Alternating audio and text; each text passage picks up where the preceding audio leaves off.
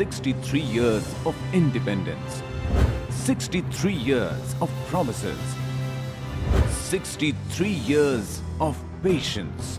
It's time for governance now. Governance now. Let's make it work. And I think it will be a fitting occasion if I put in a word for where India needs to be in the next decade or so. Almost every developed country today is talking about innovation. If you hear President Obama's speeches, every other speech talks of innovation. Almost all major Western economies have renamed their ministries of science and technology as science, technology, and innovation. Prime Minister,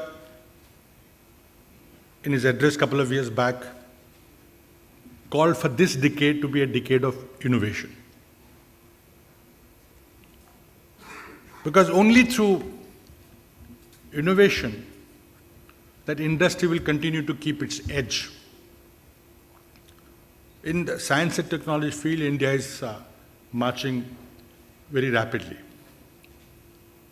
The growth of our scientific output, as measured by the peer-reviewed research publications, international review, the global growth of scientific publication is 4%. India is growing at 12%. Very good news. But the bad news is China is growing at 19% on a very heavy, large base than ours. We have launched a major technology program through our National Action Plan for Climate Change and a very ambitious solar energy program for alternative energy sources. We are opening up various research labs across the spectrum. But I'll plead with you that the contribution of private sector to research and development is still very low. India spends about 1% of its GDP on R&D.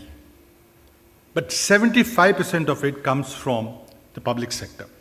The defense, the atomic energy, the space, the agriculture system, the medical system, our DST labs, Department of Science and Technology labs, about 80 of them.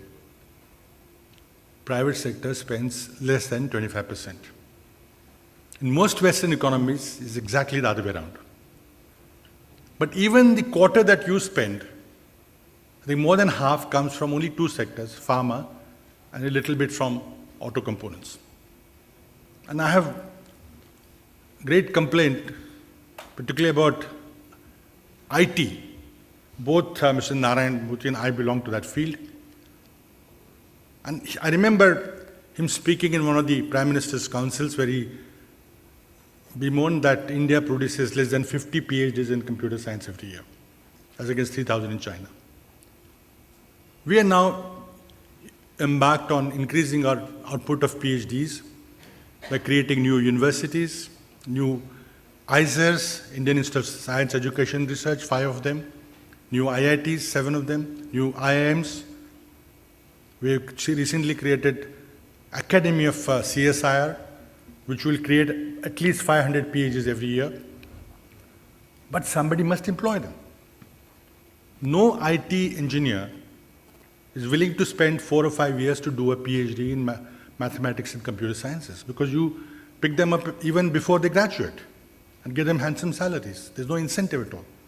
And therefore, very little research is happening in the areas of mathematics or computer science. And that goes for other fields of engineering also. This has to change. If you look at the Reuters report, Thomson Reuters report, which tracks the global R&D,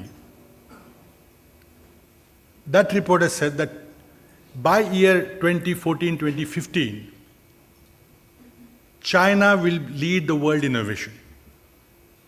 Not United States, not Japan, but China will lead the world in innovation. Now, they're already leading the world in low-cost manufacture. But the iPods and iPads still are designed in America. If that changes, then innovation, new design, new product development, as well as low-cost manufacturing will all shift. And I'm worried about how Western economies is to reinvent their growth paths. And if India misses the bus of innovation, perhaps low-cost manufacture alone will not give us a competitive advantage because of our still imperfect infrastructure, issues like power shortages and cost of money. And therefore, there's a serious introspection required as to what will be our winning strategy. We in government will try to reform ourselves, reinvent government, make it more people-oriented, make it more user-friendly. We continue our fight against corruption, however hard it is, however difficult it is.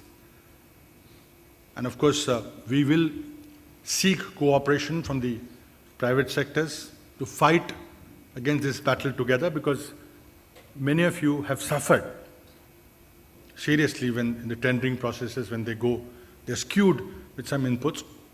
And therefore, it's in the interest of all of us to see that we get a much more transparent public system, governance system, and without which I don't think we can really truly aspire to become a great nation.